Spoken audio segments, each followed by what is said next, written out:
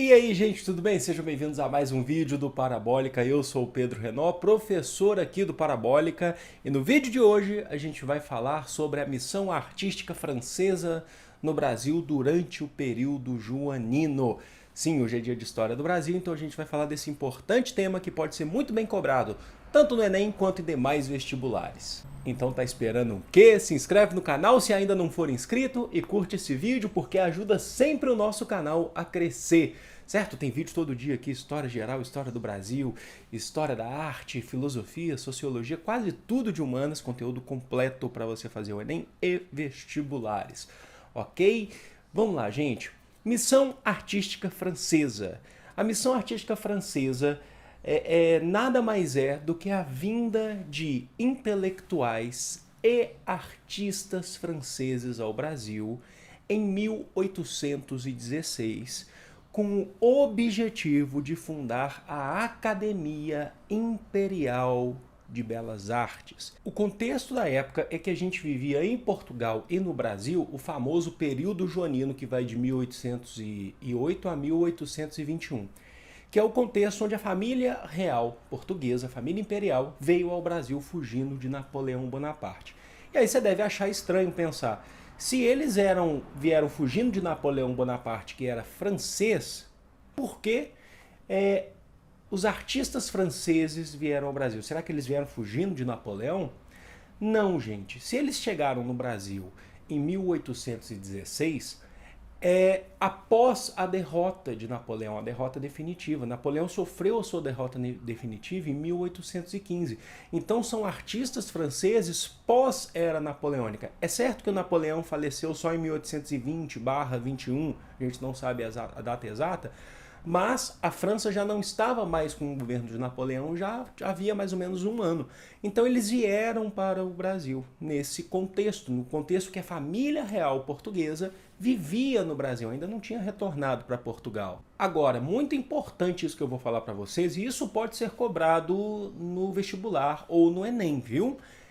Existe um debate da historiografia muito forte, muito encalorado sobre as motivações ou o que motivou a vinda dos franceses ao Brasil, certo? A história oficial costuma dizer que o Dom João VI bancou totalmente essa viagem e foi uma iniciativa de Dom João VI para poder trazer um ar português, um ar, na verdade, europeu ao Brasil, já que o Brasil sempre foi uma colônia e ele tinha acabado de se elevar à potência de Reino Unido a Portugal, sendo a sede da monarquia. Eu tenho uma aula sobre o período joanino, eu vou deixar aqui para vocês. Então Dom João VI tentou elevar, por exemplo, o padrão de luxo, o padrão, tentar dar uma europeizada no contexto, principalmente do Rio de Janeiro. Só que hoje a historiografia crítica, um lado muito mais, que busca muito mais aprimorar as fontes históricas, que inclusive você tem um trabalho, por exemplo, de uma historiadora muito importante e competente no Brasil, que é a Lilia Schwartz, que está falando aí, que define pra gente que as motivações da família dos artistas franceses são dos próprios franceses, que após a era napoleônica e sabendo da situação de Dom João VI e Portugal estava em crise com Dom João VI, que ele ainda não tinha retornado, eles vêm ao Brasil para tentar contribuir com a história de Portugal. Então existem essas duas partes e possivelmente hoje a gente costuma dizer que essa parte da historiografia mais contemporânea, mais atual, de que Dom João VI de fato não partiu dele e sim dos próprios artistas franceses, motivados inclusive a achar novos temas para sua pintura, motivados a encontrar novos rumos para os seus ofícios, através de alguns documentos que a gente tem tanto na França, Brasil e em Portugal. Possivelmente essa segunda perspectiva ela se consolide com o tempo, ela já está ganhando um corpo maior.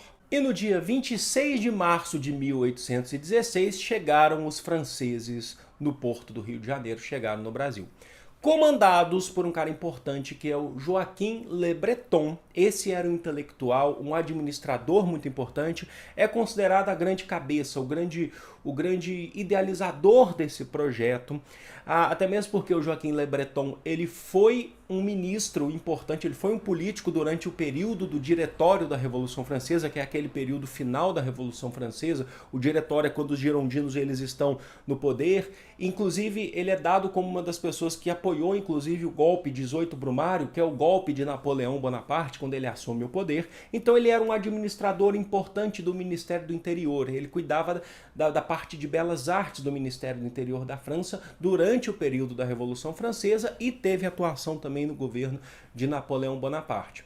Mas, como artistas, os grandes nomes que a gente tem, é claro que é o mais famoso de todos, é o Jean-Baptiste Debré, que era um grande pintor da época. Ele era foi um grande nome, inclusive na França de Napoleão, fazendo retratos de Napoleão que foram apreciados pelo próprio Napoleão, sendo quase um pintor oficial de Napoleão Bonaparte. Então ele já tinha um nome muito grande antes de vir para o Brasil. Ele ficou muito conhecido aqui no Brasil, ele ainda é, suas obras ainda são muito utilizadas, né, são alvos de estudo, né? Mas ele já era um pintor famoso, por exemplo, na França, principalmente por obras de Napoleão. Napoleão expôs ele. Ele é aquele que ficou famoso por vir para o Brasil e tentar pintar os escravos, a relação com os senhores, os povos indígenas, sempre dando um ar europeizado. Isso é importante a gente destacar, porque o movimento da missão artística francesa que veio para o Brasil veio para propagar o que a gente vai conhecer como neoclassicismo, que é um movimento que surgiu na França, que seria um novo classicismo. A gente tem uma aula sobre neoclassicismo em História da Arte, que eu também vou deixar linkado para vocês, mas que é aquela arte extremamente academicista, né? O neoclassicismo depois ele vai ser questionado pelos pintores impressionistas, né? Porque a Europa vivia um ar neoclássico, de tentar aproximar do real, de fazer uma pintura pautada no esforço, técnicas bem elaboradas, um estudo aprofundado do desenho, um estudo aprofundado de perspectiva e de anatomia. O Debré ele era um grande representante desse estilo. Nós temos também o Nicolas Tounet, que era também um grande pintor da época. Ele era diferente um pouco do Debré, ele era um paisagista, então ele se motivou com a ideia de fazer paisagens novas que ele não conhecia aqui no Brasil, e ele já era um cara também de bastante nome. Só que, além do Debré e do Tounet, nós tivemos outros artistas, nós tivemos arquitetos que vieram para cá, nós tivemos músicos também, porque quando a gente está falando de uma arte neoclássica, a gente está falando de uma maneira geral. Então, eles vieram para cá, artistas de diversas áreas do conhecimento vieram para cá para buscar uma nova temática, um novo conhecimento. Lembra daquela ideia da historiografia que eu falo para vocês, que a história oficial dizia que Dom João financiou essa viagem, e de fato há um financiamento do governo imperial português, porém a motivação não foi necessariamente pelo que a gente consegue entender hoje de Dom João, perspectiva de Dom João, e sim de uma ideia dos próprios franceses de contribuírem com essa nova roupagem do Brasil. Essa postura da missão artística francesa, ela contrastava, por exemplo, com o estilo de arte que era aplicado, que era praticado no Brasil, que era o barroco. O barroco, por mais que o barroco tinha sido meio que deixado meio que para trás na Europa, aqui no Brasil ele ainda era uma grande realidade. E o barroco ele já tinha uma temática mais profana. A gente vê isso nas igrejas barrocas, principalmente aqui em Minas Gerais. E ele tinha a questão do esforço também, mas ele trabalhava muito mais com a ideia do claro e escuro, o alto contraste. E o neoclassicismo, ele vem tentar trazer uma outra questão, não necessariamente temáticas profanas. Então, os artistas neoclássicos receberam duras críticas, inclusive, da própria Igreja Católica. E eles chegaram no Brasil em um período que os jesuítas não viviam mais no Brasil. Os jesuítas não estavam mais aqui porque eles tinham sido expulsos do Brasil durante um período que vem antes do Joanino, antes de Dona Maria I, inclusive, que é o período que a gente chama aí de Era Pombalina, que a gente já falou aqui no canal também. Mas os grandes religiosos criticavam a postura dos neoclássicos, né, do neoclassicismo francês, de tentar não fazer temáticas profanas necessariamente. Ainda falando um pouco dessa motivação, eu vou passar para vocês aqui palavras do próprio Debré, do Jean-Baptiste Debré, que é o principal aqui, sobre essa ideia de vir ao Brasil. Atenção, abre aspas. Animados todos por um zelo idêntico e com o entusiasmo dos sábios viajantes que já não temem mais. Hoje em dia, enfrentar os azares de uma longa e ainda muitas vezes perigosa navegação, deixamos a França. Ele está falando assim, ó, a gente já conhece bem o caminho, o Brasil já é um local que já foi super explorado, então a gente não tem mais medo, os navegantes antes já tinham. A gente está animado aí com essa, deixando a França. Nossa pátria comum para ir estudar uma natureza inédita e imprimir nesse mundo novo as marcas profundas e úteis. Espero da presença de artistas franceses. Então, é bem o que eu estou falando para vocês da motivação do artista. O artista, ele sempre se motiva a buscar algo novo, assim como em tudo na nossa vida, né? Só que a situação dos franceses no Brasil não foi nada fácil. Ela foi se complicando conforme o tempo foi passando. Por quê? Porque eles recebiam, de fato, uma pensão do governo para poder estarem aqui, para poder contribuírem, de fato, né? Eles tinham as suas residências. Só que essa pensão, esse dinheiro, esse recurso do governo para manutenção desses artistas, ele foi diminuindo. Porque o governo brasileiro, o governo português, né, de Dom João VI, ele acabou tendo outros interesses na frente da arte. Outros interesses porque o Brasil estava super movimentado.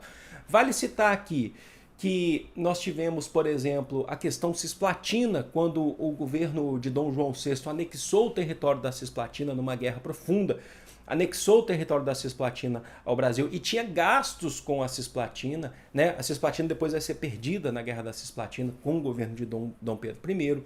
Nós temos que destacar também que em 1817 nós tivemos aqui também a Revolução Pernambucana, que lá em Pernambuco fizeram um movimento liberal grande para tentar separar o Pernambuco de Brasil com críticas a Dom João VI.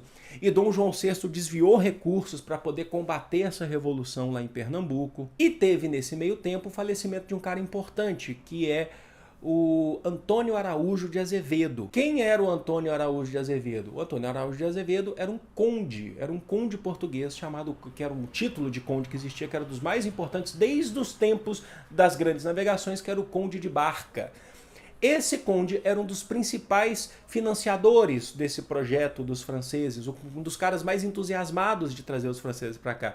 E com o falecimento deles, os franceses meio que perdem o chão, eles perdem um pouco da sua estrutura que dava a eles um reconhecimento minimamente financeiro para poder estarem aqui, uma motivação financeira.